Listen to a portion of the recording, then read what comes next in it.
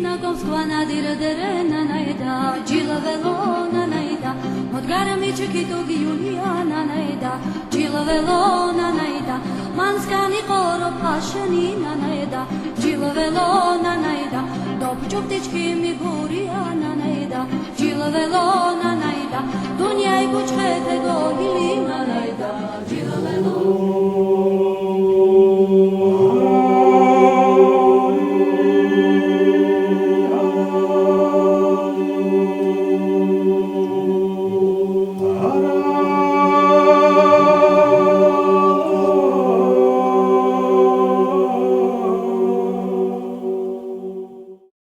Greetings and welcome to Georgian Crossroads. This is Byrne Power in Tbilisi, Georgia, coming to you on a beautiful spring day. And what we're going to do today is the second part, as I promised, kind of celebrating my 4-year Georgian anniversary. And last time, if you remember, I was talking about why I came to Georgia and how that happened. And to briefly review, I did come here first time in March and April of 2016, and I spent 3 weeks here in Tbilisi. Really appreciated it. Wasn't sure when I would get back, but I knew I wanted to. Then the opportunity arose for me to spend 3 months here, December 2017 through March of 2018. And I lived over on Vajapshevela Avenue in Sabartalo. I experienced much more at that point. I still didn't leave Tbilisi. I still stayed only in Tbilisi. And people were telling me, well, why don't you go to the mountains? Well, the mountains in December through March have a lot of snow in them. And also I showed some people here some photographs I had on my laptop computer of where I lived in Alaska. And they said, oh, we understand. You didn't come here for the mountains because Alaska has more than enough mountains. Not that the mountains aren't important to me, as I'll discuss later. But what we're going to do today is discuss the observations I've made, the way I've changed since I've come to Georgia. And before we do, let me just remind you that you should subscribe to the channel. You should give this a like, spread the word, share it with your friends. And if you really want to help, and particularly to help me get my library here, you can contribute through the PayPal link down below. Let's get going. Let's discuss the different periods of my time here in Georgia before we get into my observations. I have first arrived here to live on December 15th, 2018. And that lasted 3 months till March 15th of 2019. I lived again in the same apartment, my friend Mariam Sechenava's place in Sabartalo on Vajapshevela Avenue. And that was kind of a repeat of my time in earlier 2018. That is to say, I lived in the same neighborhood, discovered things more in that neighborhood, but also would take the metro, which was near me. And the metro is very fast, and it would get me into the center of town, Liberty Square, Rustaveli Avenue, places like that, and or go to the Marjanishvili area. But I used that as my central hub. Also, I did a lot of walking, so I walked from Sabartalo all the way over to Vake. I went to the Vake cemetery, and that was an interesting expedition, about a 45-minute walk one way. And I would take buses and just explore to the ends of some of the lines. That was a way of getting to know the street. But that was my first period in living here. That's also when I got my job working for the Tbilisi Museums Union. But that was just an introduction. Then I lived on Zaldistanishvili Street. Well, actually, Zaldistanishvili Close, they called it. So there were actually 3 or 4 Zaldistanishvilis all right around each other, which made it very complicated to get deliveries or anything else. But that was just up the hill from the Rustaveli Square statue of Shota Rustaveli. There was the Rustaveli McDonald's was down there. The Kinos Sachli, which was the cinema house and the Academy of Sciences, all right in that area. And that became my default zone for Tbilisi at that point, which was very good because it was very, very central. And I lived there up until January 1st of 2022. That period would extend from March 15th to we'll say the beginning of January of 2020, or shall we say March of 2020. That was when the lockdowns went into effect. And this was my introduction to the city, the beginning of working here, and the end of working here as well, which I've explained in other places. My exploration, taking buses to the end of places, hiking up Matatsamindo Mountain from behind my house, starting my YouTube channels. I had one in existence already, Gravity from Above, but then I started the Anadromist, and then this channel, Georgian Crossroads, and there's still one other channel which is in existence, but I haven't told many people about yet. And it was the period where I really started understanding Georgia, both in the very good ways and also in the more realistic ways where you say, oh, they do that here, those kinds of ways. So the next period, though, starts in March of 2020 and goes until February of 2022. And we'll call these the pandemic times. And in the pandemic times, we had totally empty streets. And I had friends giving me bits of footage they were taking. One friend was right above Tavasuplebis Moadani, Liberty Square, and at night, 9 o'clock at night, totally empty, dead streets. You would never imagine such a thing here at any night of the year. But then we got these images, which I'm showing to you right now. That was also the time where it was isolation. I had a couple of friends that I met with regularly. Some I saw every now and then.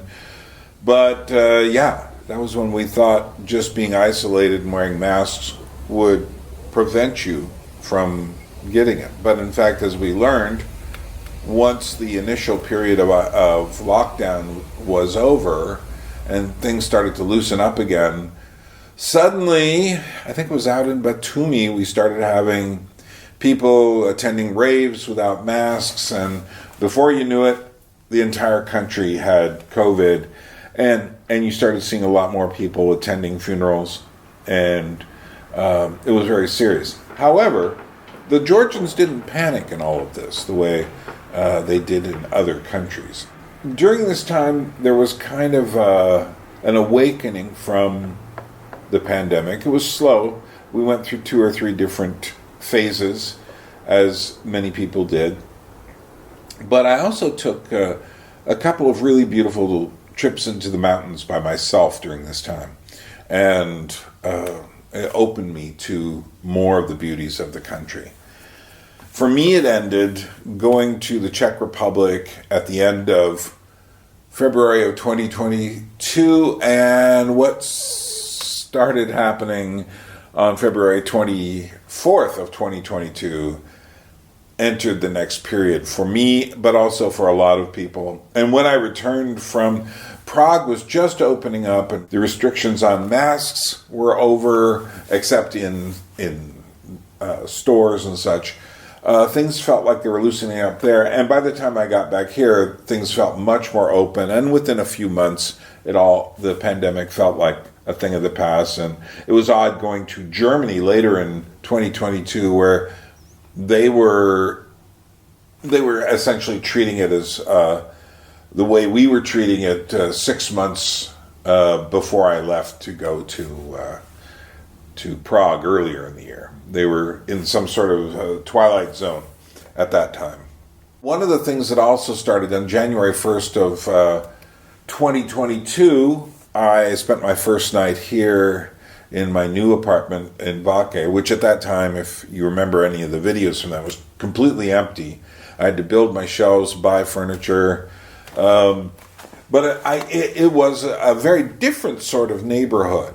There were no more theaters here, no more art museums like there were downtown, but all the food I could possibly want was here.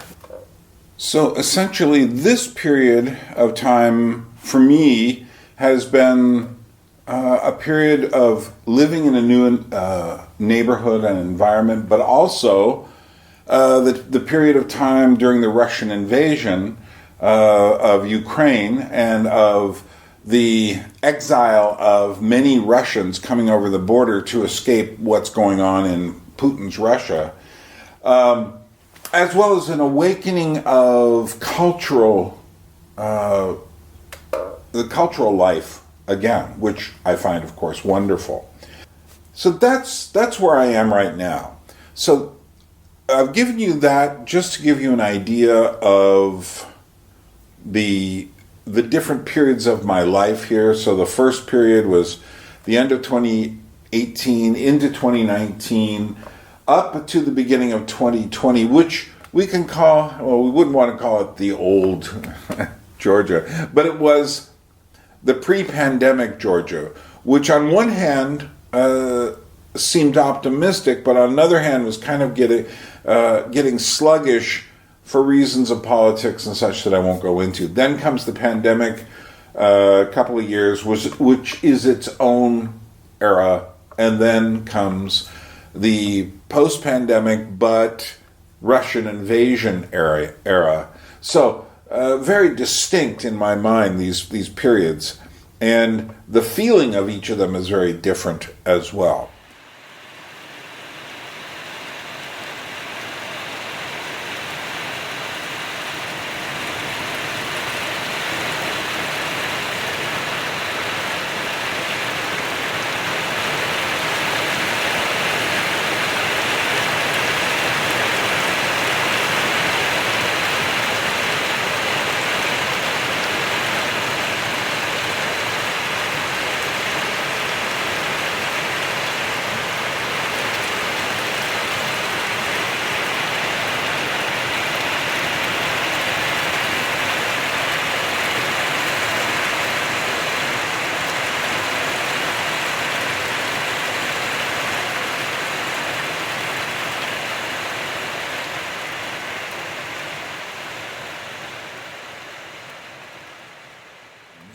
That's been 4 years, and let me give you some of my observations since I've been here. And these are things that have affected my outlook on life, have changed my outlook on life, but also sometimes, a little cultural bumping and wondering and questioning.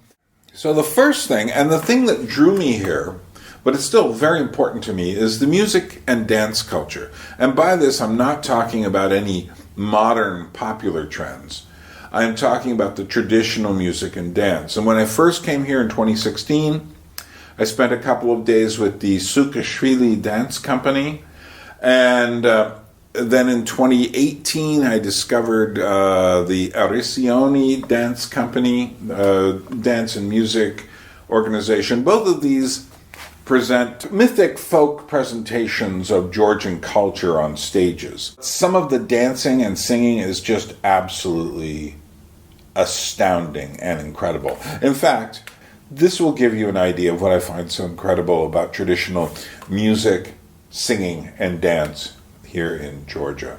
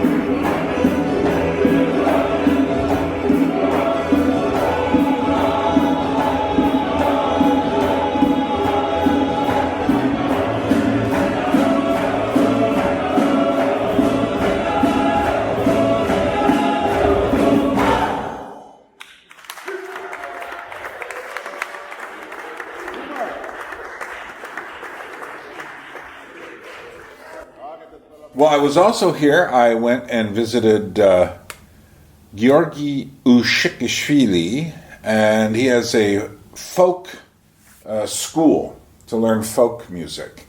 And that was really fascinating to me.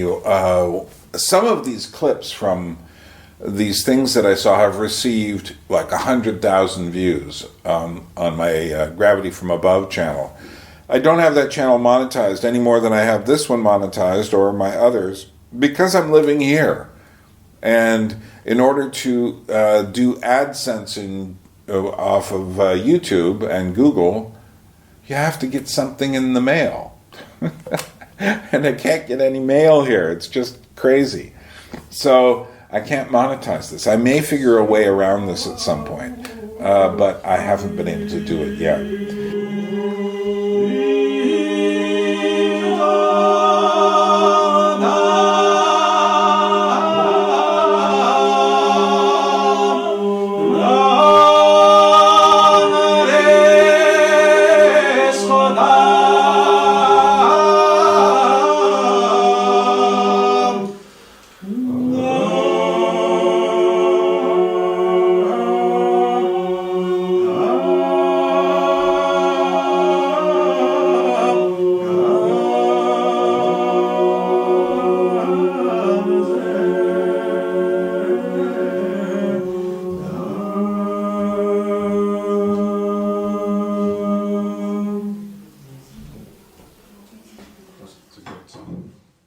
Then again, the Georgians younger Georgians tend to pride themselves on their electronic music and club life and such.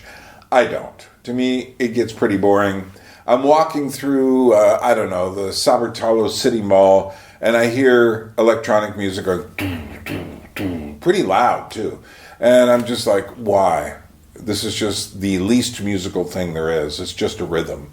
And it always strikes me, a lot of people here, having been separated from the main bulk of the musical developments in the West in the late 20th century, don't realize that, like I heard that electronic rhythm in 1985, and that one in 1975, and that one in 1995, and there's been very little development, except in kind of odd special effects and things like that. Every now and then I have heard kind of a blend between something like jazz and electronic, which I found really fascinating, but then try to find it to buy, as a physical product. It doesn't exist here. Record stores don't exist here. I want to bring my record collection here, and I am turning it into absolutely worthless, because no one here would ever buy any of these, because I couldn't even buy a Blu-ray, DVD, CD player here. They don't exist. Nobody here has physical media anymore, which is sad. I do, because I believe that that's important, but that's another issue. But that was also something, there are some Georgian pop music, or performers who make Georgian pop music, and it has the same problems that pop music does all over the world. The slick production, the kind of chordal arrangements are just way too broad. They don't fit the music. And sometimes it's just the same thing, and it's just boring. And I hate to say it, but that's not why I came. I didn't come for the pop music. I didn't come for the electronic music. I came because of the music and dance in a traditional mode.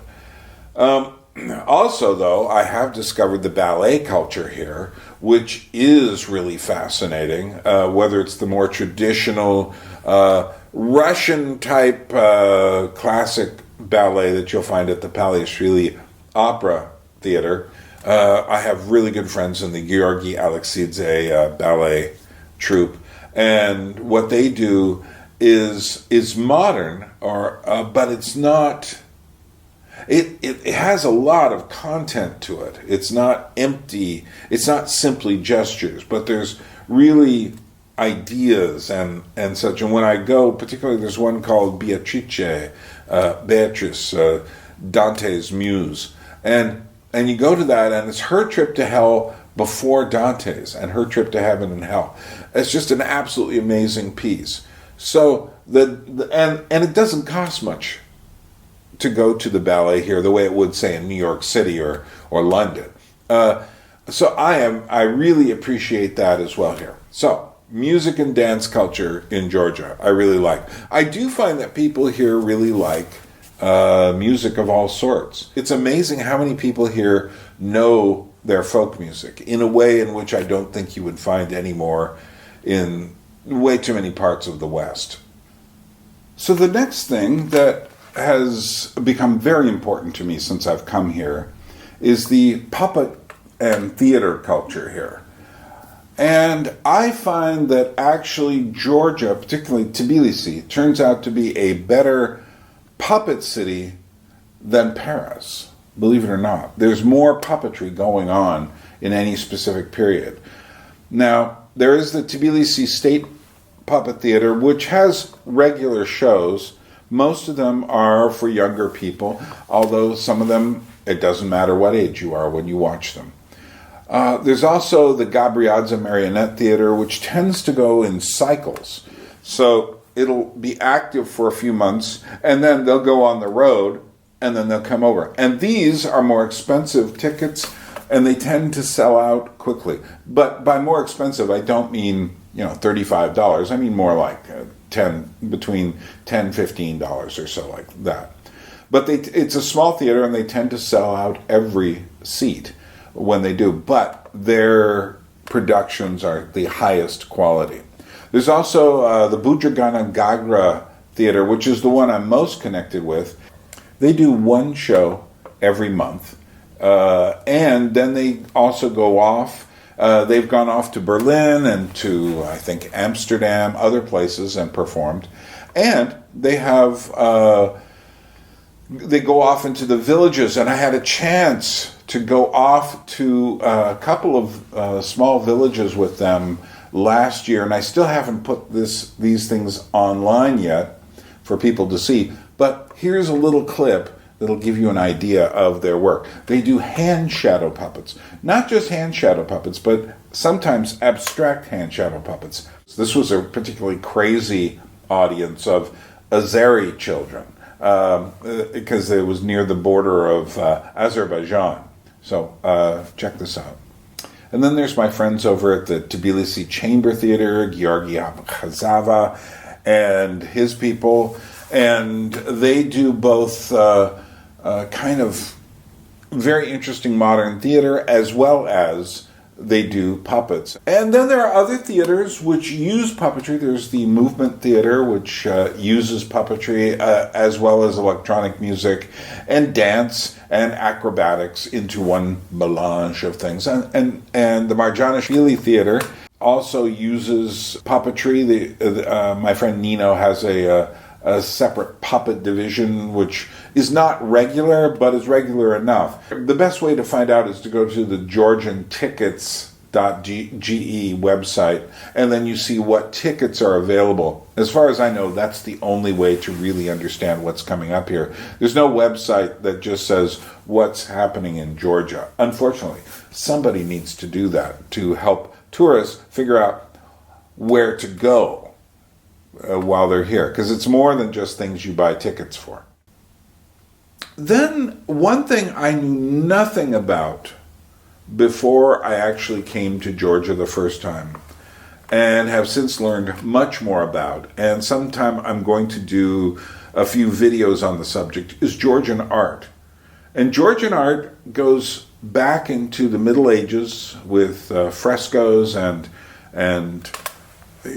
ornamentation on the walls of churches and buildings, and goes all the way through to the present. And one of the things that's very interesting about it is, because of their location, they never actually went through the Renaissance. And so there's a whole period from the late Middle Ages all the way into the late, midway to the late 19th century that isn't really a part of their vocabulary, of their grammar in art. The only artist that most people who don't live in Georgia might know, and I say might because even this is a stretch, is Nikos Pirosmani, who was essentially an itinerant sign painter who painted a very primitive style work. And it was his primitivism that caught the eye of people in the West. The Georgians weren't completely unaware of the developments in art in the Western world. There were people who imitated and learned some of the effects, the trompe-l'oeil, the perspective effects. But there's no art of any real note in that style here. There are a few people you can go, okay, that's from, before the Impressionist period, but it's nothing any art historian would pay any attention to. Once Pirosmani comes, though, you start getting a very interesting thing. You start getting artists who have three connections. One is Pirosmani's primitivism. Secondly, there was a trio of artists, David Kakabadze, Lado Guriashvili, and Elena Akhlidiani, who all went to Paris in the late 19th century, just in time for the post-impressionists to start flattening out everything. So, Gauguin and Cézanne and those people had an effect upon these Georgian artists. They eventually would all come back and start making more Georgian works. But what happened was they connected with the third, so there's that post-impressionist kind of artistic development, and then there was the effect of the old medieval art. And the three of those three poles together, the primitivism, the post-impressionism and beyond, and the old medieval styles, the old church styles, all kind of come together in their work. And you see this all the way through the 20th century. And whenever I see Georgian artists, and it would take me too long, I'll show you a little image here of just some of the books that I have picked up. And I keep finding these books on the street. Many of them were printed during Soviet times, and I will find an old copy of a book. The nice thing about many of these old Soviet books is that the Soviets were trying to prove they did indeed allow art. And while this art isn't the same as what was going on in the West, I actually find it cohesive as a style, and that it all relates back to the same three-part pillar. It all starts to change once Georgian opens up in the 21st century, and then you start to get postmodern art. And once you get the postmodern art, it does what it does everywhere. It kills the art. It's like architecture. It kills it. And creates work which is literally indistinguishable from work anywhere. However, when I look at the work on the street art, or when I look at the work that might be as part of, I found a graphic novel of Shota Rustaveli's Knight in Panther Skin. When you look at these kinds of things, you say, there it is again. So it's not that this style is dead, as much as, and this is a problem we'll come to in a moment, people who want to act more Western tend to poo-poo their own Georgian culture, tend to dismiss it as being primitive or something. To which my response to that is, as someone who understands the Western traditions and the developments in art very well, is like, you're out of your mind. That there's nothing to, it's what's happening in the postmodern world in art these days is the emperor's new clothes. Your traditions, including all the things that happened in the 20th century, even under the Soviet art, those are the things you need to look at and build from. That's your base culture. This new stuff that you're doing that's based on being cool and Western, just ditch it immediately. And I'll be saying that more when I eventually get around to talking about this stuff. So, also, let's talk about the delicious and the indigestible. Let's talk a little bit about food. Again, I'm going to talk about food a lot more. Of course, I have discovered the absolutely legendary exemplar foods of Khachapuri and Hinkali. And I particularly like, there's a little dessert called the kada, which I really like. I could eat way too many of those. And then what you find is there are basic Georgian ingredients that show up everywhere. Walnuts is one of them. Pomegranates is another. The eggplant, as we say in America, or aubergine, as they say in other places, is these are staples. I mean, they do more than one thing with these. They make sauces out of walnuts and eggplants, and then of course there's honey goes back into the mists of time here. They say that there's evidence for honey being harvested before Georgia, but Georgia has the actual oldest pieces of pottery and stuff that actually have residue of honey in them, just as they have the oldest wine culture on earth. And I've learned a lot about wine here. There's a thing it's a large piece of pottery called the qvevri. Did I say that right, Georgian friends? I tried to. And I've learned about qvevri wines, and what they are is they have a more, I wouldn't want to say metallic or it's almost like there's a kind of a mineral taste to them that's very different than the usual wooden cask wines. They do make those here as well. And what's happened is since the opening up of Georgia in the 21st century, there's a lot more wine culture here now. Many wine bars, many wines to sample, and it's all Georgian. You know, there are kinds of wines I never saw before, like mitswane. Mitswane isn't red, it isn't white. Mitswane is a word that means green. And I won't go into it, but it's a whole world. At some point, I've got to do some videos on food, but I've been thinking about how to do it. I don't want to do one of these videos where someone sits and goes like, oh, I'm trying this for the first time, blah, blah, blah, because I'm not trying anything for the first time. I want to talk with some intelligence about it, and at the moment, I can't. Also, cheeses. There's a Solguni cheese here that I really like, and I really like the smoked variation on it. There's another variation has honey in the actual fermentation, and that's kind of hit or miss for me. I've had some that's kind of softer, brilliant, because the honey is still inside of it, and then others that are a bit harder, and the honey has kind of, it's still good, but the honey has kind of dribbled out. There's Svan salt, which isn't really salt. It's not like a kind of a salt you mine. It's rather a mixture, a blend of a savory blend that has a lot of salt in it, and you put it on various meats and things like that. There's tarragon soda, which is green. It's obviously a fake green, but nevertheless, tarragon was never something I would associate on the sweet end of the spectrum. It was always something that was more for savory dishes, but which it is used for here. But it's also a soda. Like I say, sometime I have to make a complete food video. And then there are odd things that I can find regularly here, like rabbits. I know I can constantly get rabbits if I go to certain places.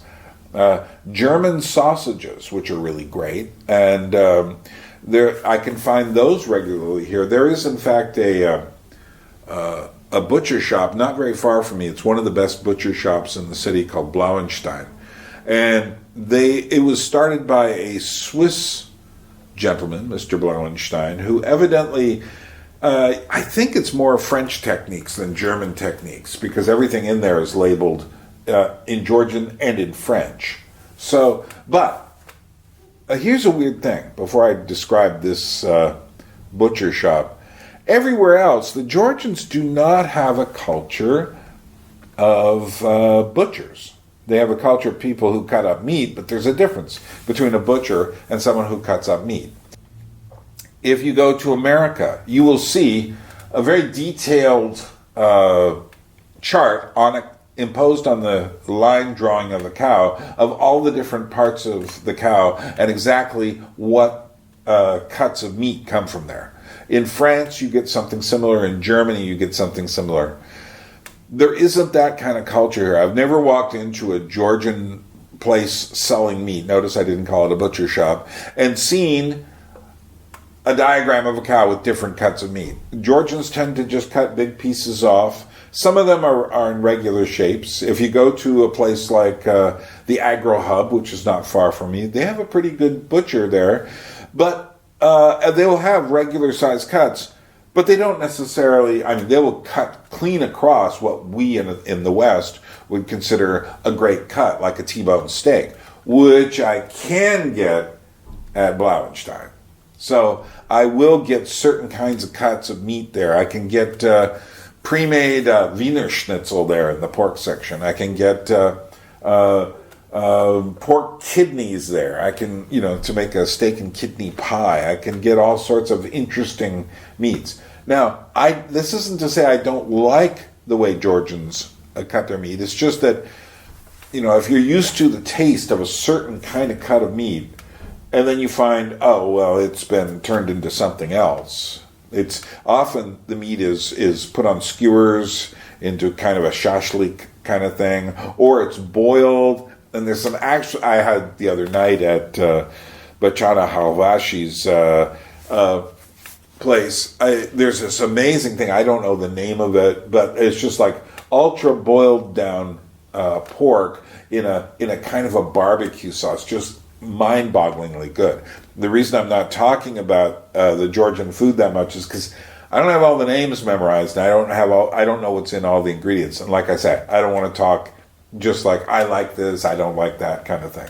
So there's certain things you can get. There's also a small chain here called Gastronomy. I remember when there was just one of them right at the beginning of the pandemic, and they've since mushroomed into about 5 or 6 of them because they became successful. It's the only place I know where I can get French cheeses, Swiss cheeses, Dutch cheeses, Spanish cheeses, sheep cheese. That place has been really good for me. They've actually had hot sauce, where it's been hard to find hot sauce there. They've had ingredients there. They get generally food, it's all imported food, but that's been a lifesaver because you can't, as much as I like khachapuri and hinkali, if one eats too many of the bready street food, one just gets this bloated feeling. It's good. For instance, if I just went down and bought a medium-size Emiratian khachapuri, I would feel bloated for hours because it's just heavy cheese and kind of oily bread. That's not to say it's not good. It's just to say you can't eat that much of it. Sometimes I've gone to some fairly good restaurants here, ordered a piece of pork or a chicken, and they bring a rock out to me. It's just like, you can't cut into it at all. And I'm sitting there going like, I want to go up into the kitchen and show them how to cook these things. I don't know why that happens, because this is the kind of thing that would immediately be sent back. And I didn't send it back because I'm in Georgia. Evidently, no one complains about that here. Whereas, we would complain about that quite heavily if the food was cooked too much. But maybe there's a reason for it that I don't understand, like going back into time, because these things aren't as problematic to cook as they used to be. And I can find American foods now, like peanut butter, although there's an awful lot of peanut butter here, although there's not that much peanut butter here, but it has palm oil in it, which, to me, there's only 2 ingredients that should be in peanut butter: peanuts and a bit of salt. After that, you're in trouble. And then someone started something here they started a peanut butter, it was almost pure peanuts, and half of it was the peanut oil. And I'm like, no, that's not how peanuts work. So I bought that once and said, never again. I don't want peanut butter that pours out of a jar. What else? Popcorn. I've finally found some decent popping corn here. You can find popcorn on the streets. It's okay. But I like to pop my own popcorn. And I have requirements because I'm an American. Peanut butter and popcorn are like high in the American list of things that we care about.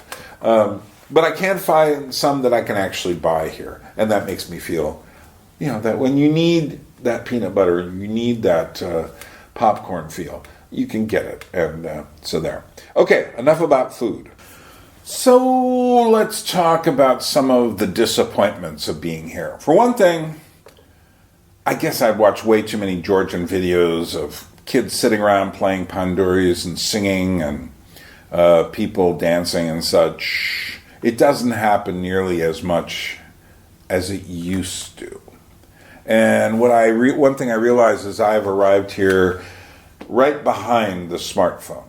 And many of my disappointments here relate to technology. Thus, they would be disappointments anywhere. But it's particularly sad for me here. I have a friend, my friend Alexander, who told me that about 10 years ago, you could go into almost any restaurant and you would hear a group of men singing. And now you don't. And the reason for it is one predominant factor: the smartphone. Alas, I'd like to say the Georgians were smarter than everybody else and figured out how to put the smartphone under control, but they can't any more than anyone else can. So they sit in restaurants and they scroll through their smartphones. It is the effects of technology that have been disappointing for me here. Electronic music, I mentioned this a bit earlier. You just hear it far too many places here as you're walking around. And part of it is, I think that the Georgians were trying to say to themselves, we want to be new, we want to be modern. And they didn't understand that this kind of thing just strips the guts out of the meaning of music. And I say this as someone who studies the history of music. See my other channel, The Anadromist. And that isn't to say that Georgian folk music and such is dead. It's just simply to say it's a lot less prevalent than it used to be, even a few years before I got here. Many of the videos I was watching before I got here were from about 2012, 2013. I got here in 2016. It's now 2022. The insanity of the technological revolution here has pretty much been accomplished. Also, the volume of music at, for instance, street festivals is just insanely loud. Georgians have a tolerance for loud music that is very different from my own. Now, Americans play loud music, but they tend to, I don't know, the difference is here, in America it tends to be at certain places. Here, you're walking through a mall, and it's just the music above you is just like, what are you doing to me? So anyway, I'll leave that there. It's just, it's the kind of thing I just get used to, and I don't want to. I mean, one year there was a Christmas festival that went on 3 weeks that was about a kilometer away from me. And I just kept hearing the music in my room at 11:30 at night. It fortunately didn't go on too far beyond midnight, but it was just so loud. and it didn't matter what it was doing to all of the people between me and them, and there were plenty, hundreds and thousands of people living between me and them. But the music was just played so loud that it didn't matter, And I suppose it's a cultural thing because it symbolizes a party, a get-together, a rave, a feast, whatever. And so people are like, okay, we're in this. But 3 weeks straight of that, I was fit to be tied. Fortunately, I don't live in that kind of an area anymore, so I'm happy. And then, okay, here's something I'm going to discuss a lot more later, but I'm just going to mention it very briefly. Another real disappointment to me is the new architecture that's been going up. And it's going up all over the place, around the corner from me here, down the street, over there, back where I used to live, near Rustaveli. And it's all terrible. Literally. Terrifyingly boring, dull, cheap materials. And if we ever have another earthquake, the way they had recently in Turkey and Syria, we will be seeing a lot of collapsed buildings. More importantly to me, that a lot of this new building is killing the environment here. Not that there aren't still great parts of town, or that where I live isn't bad. I live in a very great area next to these 2 Axis towers and some other really deadly dull buildings and tall buildings. And I am sure that this architecture hosts many, many problems. I've heard many problems related to it. I'm not going to even start on this now because it is so disappointing to me. But I'm not the only one. And why it's all being okayed, why there is no urban planning whatsoever, why there is no emphasis on beauty or fitting into a neighborhood or an environment, I'm not qualified to talk about that, certainly not in this particular episode. There is also another disappointment. Having said that, there are a few modern buildings I like, and at some point I'm going to talk about the bad architecture here and the few pieces of contemporary architecture that I think are really good. But it's going to be hard for me to find 5 examples of them. I've got about 3 right now that I can say those are good. And then there's a lot of stuff I'm just like, I'd rather live in a Khrushchevka than live in this stuff. Then I find that there is a naivete about the West. A naivete about the bad things and a naivete about the good things. And people generally do not understand what's going on, for instance, in America. There's just too much cultural distance. There are many people here who want to be, many younger people who want to become like the West. They have no idea what they're asking. You know, there are people here who want to become part of the European community. They don't realize what's going to have to change in order to do that. All the people selling stuff on the streets, gone. All the kind of interesting things in Georgia that make it unique, many of those things will be gone if they join the Euro. Having said that, I'm not in favor of pushing the other direction either, going towards a more Soviet style, well, post-Soviet, Putinized authoritarian regime as well. And I don't think anybody here is either. However, there are feelings from there, particularly, you know, people will often talk about there's a lot of homophobia here. Well, yeah, but you don't have the, people, I often say, you're looking at one side of an issue here. You're on the downside of a hill saying we want more freedoms for the LGBT community and such. In America, we're looking at these things on a different angle altogether. We're trying to figure out what is a woman. You know, should you allow your 8-year-old to go on hormone blockers and start to get corrective, affirmative surgery for being a trans individual? And when I explain this to even my most left-leaning friends here, they all immediately go like, oh my God, that's way too much. But they don't realize that this hill goes that direction. So what seems one way here is different on the other side of it. There is a balance that can be found. But at the moment, very few people in Georgia understand what I'm talking about. And if you're from Georgia, you don't quite get what I'm talking about. If you ever want to get in touch with me, I can bring you up to speed really quickly with some actual, visual video examples. I can say, okay, there's this one, this one, this one, this one, and your brain will be blown by the developments that the freedom, yes, but how do you get to a state of balance before the whole thing tips over and goes the other direction, and so that the person who would now be considered normal is then considered, I don't know, fascist, wrong, something like that? Big question. But I do see here in small form many of the divisions I find in the West, and I don't like that. So those are disappointments. Maybe I have said the wrong thing. Such is life. I just think it's going to get a lot more confusing. And I've met people, for instance, there was this one girl, perfectly lovely young woman, worked in a bookstore. She was also an artist. She spoke English quite well. She went to a Western-style university here, or one of the ones funded by Western interests. She wanted to be an artist, so she was working at this kind of postmodern art. And I asked her, do you know anything about Georgian traditional art, or even Georgian art from the 20th century, or Georgian modernism, or anything like that? And she says, no.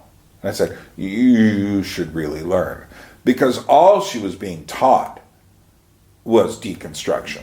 All she was being taught was postmodern irony, postmodern social justice politics thrown into art. And the mind reels because the Georgian artistic tradition is so good already. They don't realize you're sitting on the good stuff that nobody knows about. You can do tons of stuff with it that no one's ever seen. Instead, you want to do the dumb stuff that we do. Why? Sorry for going on about this, but and it struck me as here's a young Georgian who knows nothing about her own culture.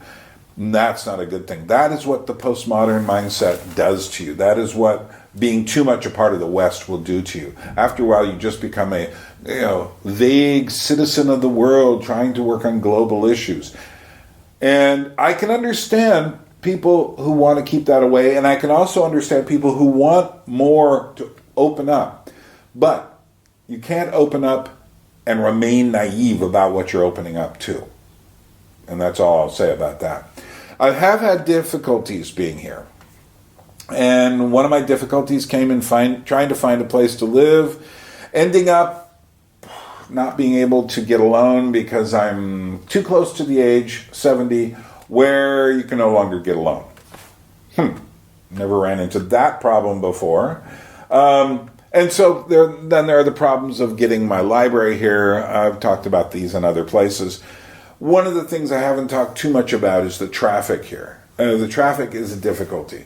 And part of it is that Georgia went from being a poor country that didn't have a lot of cars and automobiles around the year 2000 to being a country choking on cars and automobiles. And without the town planning to make it work. And there has been some improvements, so, for instance, on Chavchavadze Avenue. And I saw them ripping up all of Chavchavadze to change the way buses worked and such. Does it mean that the traffic flows any better? No. It does mean the buses get there quicker. And I'm sitting there saying to myself, why didn't you continue the metro on underneath the way it was supposed to work? Such is life. Because that is what is needed. Is the metro actually works super quick, and there needs to be another line that connects here to Saburtalo. And if you look on certain planning maps, they're there. Those lines are there, but they've never built them. So I'm not going to go too far into that. We'll just say, there's air pollution as a result, over congestion. Nevertheless, my life here feels pretty good. I'm just complaining now. Georgians, Bodishi. So, one thing I've learned, and this is more on the humorous side, and I need that after being a bit critical, is that there is a scene in the movie Chinatown. In fact, let me play it for you right now. It's at the end of the movie. There's a big crime that just happens. Jack Nicholson's a detective. He watches the person who is the criminal get away with this horrendous stuff. And then he wants to say or do something about it, and his friends just turn to him and say, it's Chinatown. Let's just watch that. Forget it, Jake. It's Chinatown.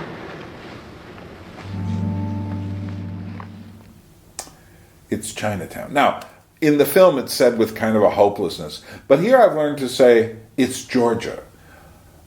With more of a sense of humor. Because I really enjoy living here. But there are so many things I don't understand. Cultural things that have simply just developed as a result of living in a city or something like that. There are all these personal space issues. I've talked about them in other places where, here's one I've just recently noticed. So, there's no personal space when you're in a crowd. There's no personal space when you're on the metro. There's no personal space when you're walking down the street. You never know if you're going to bump into someone. Georgians bump into people all the time. But I'm in a supermarket like Carrefour or AgroHub or Goodwill. And I'm sitting there waiting in line and someone puts one small object on the little conveyor belt leading to the cash register, and the other people do not put anything down. They will often wait until that person is just about to pay for their food and then put their food down.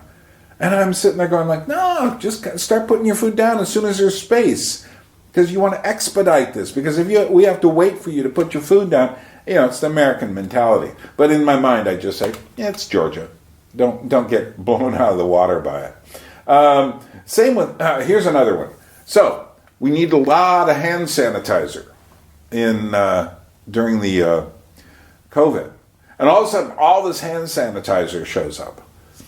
And I hit it, and I smell it, and it's all cha-cha, which is the Georgian fermented, more intense than vodka-like substance. It's cha-cha in the hand sanitizer. It's just like, it's Georgia. Here's another one. So I go to return a couple of AA batteries. I needed AAA batteries, so I just want to swap them. I've got my receipt. In America, you just put it down, they go, oh, okay. They type it up, they erase something, and then they hand you the other one. Same price, no problem. They asked to see my passport. It takes 5 minutes for them to verify my passport and do it. Not because they're trying to catch me at anything, because they need their passport for endless things that just seem absolutely insane. They need some sort of identification. And I'm just sitting there going, well, it's Georgia. If I ask a friend to come over, I'm really impressed if they get here within an hour of the time they say. Never before, but within an hour afterwards. It's just, that would be impressive to me. Sometimes Georgians say they'll do something, they don't get back to you. There's never going to be too many apologies, especially if they're your friends. And I asked my friend Sandra once, how come Georgians don't apologize if they're late and stuff? And he goes, you don't need to apologize to friends. And I just like, okay, it's Georgia. I'm not going to try to compare this to the way we do things in America. Yeah, I am feeling at home here. I feel like I am at home now. And one of the ways that's expressed is that I really enjoy talking with Georgians. Georgians are they're very curious. They want to expand into the world. My conversations with them are they're very curious to know.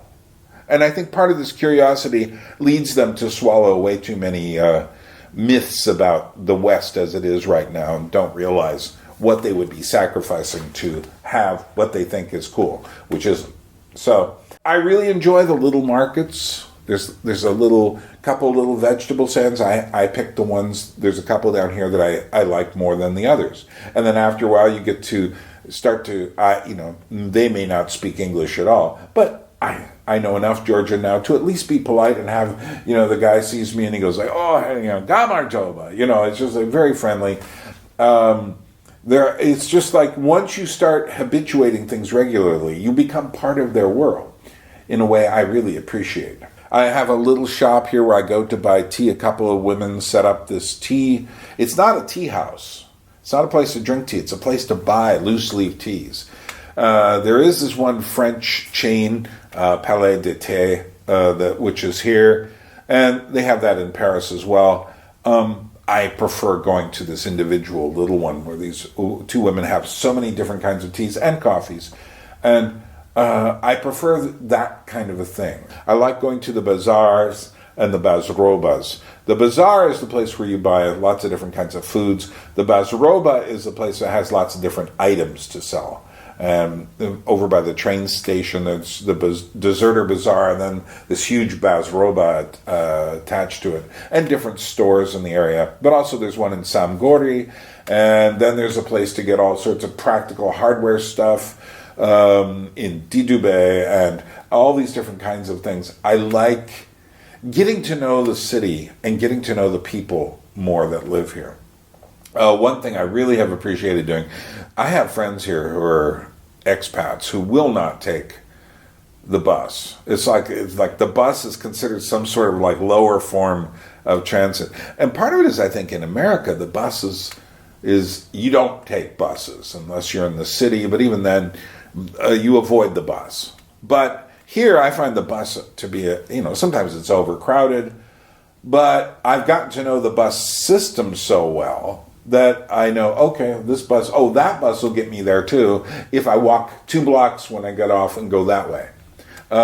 What I really love to do is take a bus all the way up to Matatsuminda Park and hike down the mountain. And it's a good hour to get down the mountain. Or I have a whole series of videos on taking a bus all the way to the end of the line, going to Kujori, this little village, and then walking, what did it take me? 4 or 5 hours to walk back. And it's just like, you can't do that in a lot of places. You can't go to New York City, take a bus, and then walk through the woods for 4 hours to get back home. So I'm feeling at home. Not only that, Georgia is starting to seem like the normal world to me, which is, of course, you've gotten to a certain point where you're looking back at America, and I'm seeing America and I'm going like, oh, we are insane there. There are certain things we consider normal, which just are not normal. You see the provincialism of America. Now, obviously, Georgia has its provincialism. Every country has its provincialism. But if you're living inside of America, it's so big, and American attitudes and such, basically in America, everyone thinks that the entire world is going through the same issues that we're going through in America. I do keep up with what's going on in America quite a bit. In fact, I consider myself even more American now than I used to be, because now I represent America to people here. But when I look back at our political stuff, I just shake my head and just say, guys, can you just stop? Can you stop chewing on each other and try to figure out a way to make sense of the world? Drop some of your more extreme ideas. I don't know if it's going to happen. And so if America goes to hell, I'm in a good place. Georgia's a nice place to be. There's lots of fruit growing on all the trees in the city. I've met some wonderful people who live out in the villages. I think they would hide me if things got really bad and I needed to get away or whatever. Georgia feels welcoming to me. Some people say, well, Georgians aren't super friendly the way, say, Americans or Canadians are when you first meet them. Ah, yes, Americans and Canadians, when you first meet them, like, hi, how are you? And stuff. Georgians don't necessarily do that. Sometimes they do. But most of the time, they'll be very kind of into themselves until you click a button and then they open up. In America, it's just the opposite. They start off being friendly, and then you click a button, and they start to fade away. And part of it is that Americans are much more individualistic, which means much more isolated from each other. So, but many of those "it's Georgia" moments have become normal to me. I no longer... the Georgian attitude, for instance, during the pandemic was not one of panic at all. The Georgians would all say, well, the 90s was worse. And they would just go on with life, and they lost family members and stuff. Whereas what I seemed to see and feel coming from America was this glowing hot thing where people were panicking because for the first time in ages, more so than September 11th, their whole, the infrastructure was being changed by this disease. And Americans don't like that. They want things to go on the way they've always gone on. But of course, most Americans think that everything after World War II is normal. And it isn't. That was a bubble between World War II and now has been a bubble. And we're coming out of that bubble in America. And life is going to become, I think, more difficult. Which is, since I live in Georgia now, it doesn't really bother me that much. Life does get difficult. And when I talk to my Georgian friends, they just like, yeah, it does. And it's just like normal. It's just like, yeah, life does. You deal with it. So finally, let's end this up. I've been talking too long. And I'm getting over this residue head cold, so every now and then I may sound like I've got something in my nose, because I do. And you've missed the parts that I've cut out where I'm blowing my nose like crazy. You can be glad for that. What about the future and my plans? Well, I plan on staying here till I die. Period. Maybe I won't be allowed to for one reason or another, but as a Georgian friend said to me here, don't worry about it. I have the president is my friend. I'm in Georgia. I'm not worried about it because there's no point in worrying about it. I am more concerned about getting my stuff here, my library, but that's what I have to deal with. That's just my life. I will be working, I think, more with puppets and with theater stuff here. I'm now going to be giving a couple lectures about puppetry in the next couple of weeks or so, and so that's great. I really need to be writing more and get the books that I have written published. So that's high on my list. And I need to slowly learn more Georgian. I've learned I can't do it quickly. You know, I'm 67 years old. At 67, your brain doesn't function like it did at 20. So it's just, that's life. I get way too distracted, especially if I want to continue making YouTube videos, which do help pay the rent, not through Georgian Crossroads, because no one has ever donated through Georgian Crossroads. But you could be the first, link down below.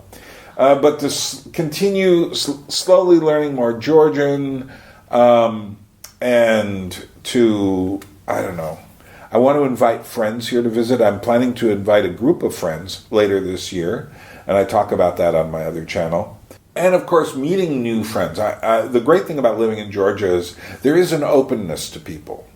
And I'm constantly meeting new people and having very interesting conversations, as well as staying in touch with the best of my friends from the past. And I consider myself so fortunate to be here. And I really do love the Georgian people. And I really care about this place. It is a great place to live, and it's full of life. And I've had Georgians say to me, but why are you here? They just think it's something no rational, sane person would do. And I just shake my head and say, you have no idea what's going on in the West. If you did, if you got out of your bubble and went into mine, you'd be saying there, oh yeah, Georgia is great. And it is. And so we'll kind of wrap it up there. All right, so there you have it. My life in Georgia, a very enjoyable life. It is filled, as all places are, with ups and downs. If you were to tell me from my time in New York what were the good things and what were the bad things, believe me, the good things were great, and the bad things were much more horrible than anything I've discovered in Georgia. Alaska, the good things were great, and the bad things were different, of a very different order, because I was so far remote, and then there's the weather and things like that. But basically, every place has its ups and downs. Every place also has the glories of meeting with people and the difficulties of being with people. And people in different places are different. And Georgia is no different. But I really like living here. I plan on staying here the rest of my life to live. But if all goes well, I will be traveling to Alaska later this year to get my stuff. If all doesn't go well, maybe next year. Thanks for coming with me, and Droebit. We will meet again.